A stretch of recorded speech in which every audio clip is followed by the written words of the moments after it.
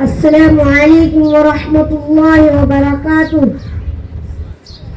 अल्हम्दुलिल्लाह अल्हम्दु लिअहलिही वस्सलातु लिअहलिहा अम्मा बाद قال النبي صلى الله عليه وسلم طلب العلم فريضة على كل مسلم।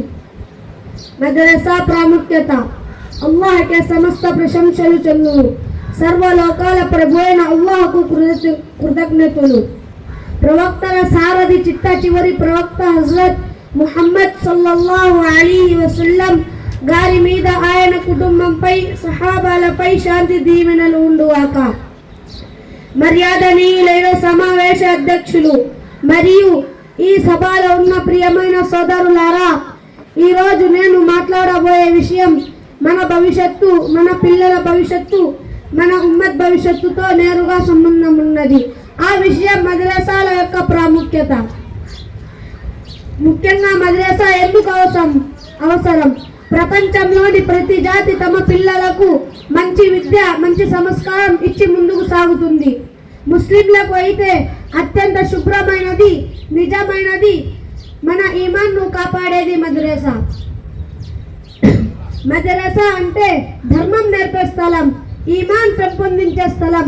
ఇక్కడ పిల్లలు ఖురాన్ కంఠస్థం చేస్తున్నారు, హదీసులను నేర్చుకుంటున్నారు, ఫిక్ ఇస్లామిక్ ధర్మశాస్త్రంలో లోతైన జ్ఞానాన్ని పెంపొందిస్తున్నారు। ప్రవక్త సల్లల్లాహు అలైహి వసల్లం యొక్క ఆచార వ్యవహారాలు నేర్చుకొని మంచి మనుషులు అవుతున్నారు। మద్రసాల్లో మనసు మారుతుంది, చరిత్ర రూపం దాచుతుంది, చింత నిర్మితమవుతుంది, మనిషి నిజమైన ముస్లింగా తయారవుతాడు। మద్రసా లేకుంటే ఏం జరుగుతుంది? ఒక్కసారి ఆలోచించండి। ఖురాన్ ఎవరు నేర్పుతారు? అజాన్ ఎవరు ఇస్తారు? ఇమామత్ ఎవరు చేస్తారు?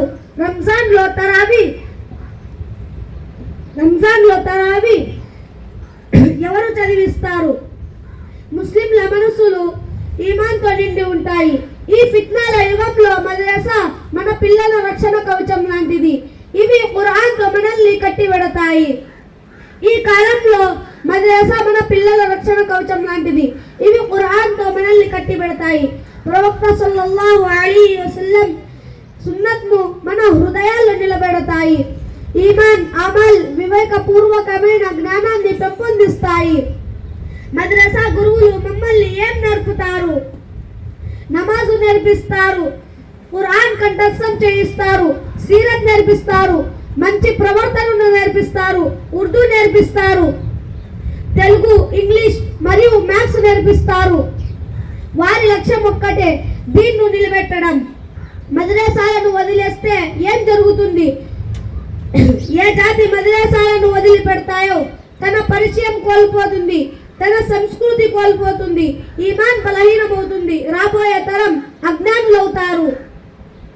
కానీ మద్రసాలను పట్టుకున్న జాతి మాత్రం అల్లాహ్ గౌరవం ఇస్తాడు, దారిని చూపిస్తాడు, నిలకడని సురక్షితత్వాన్ని ఇస్తాడు।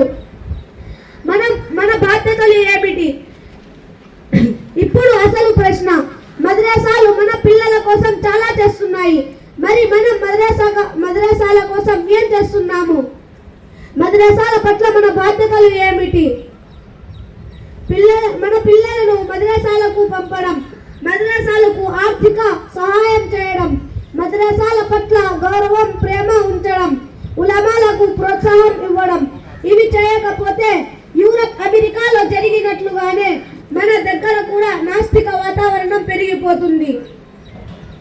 అల్లామా ఇక్బాల్ అక్కడి పరిస్థితి చూసి అన్నాడు, ఈ మద్రసాలను అలాగే ఉంచండి, సిస్టమ్ మార్చకండి।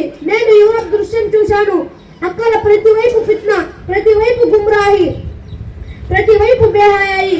మద్రసాలు మానవ నిర్మాణ కర్మాగారాలు।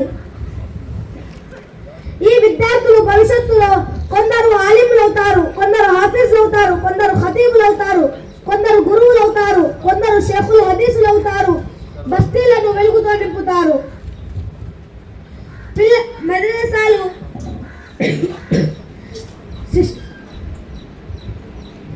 మసీదులను జీవింపజేస్తారు, ఉమ్మత్కు మార్గదర్శకులు అవుతారు।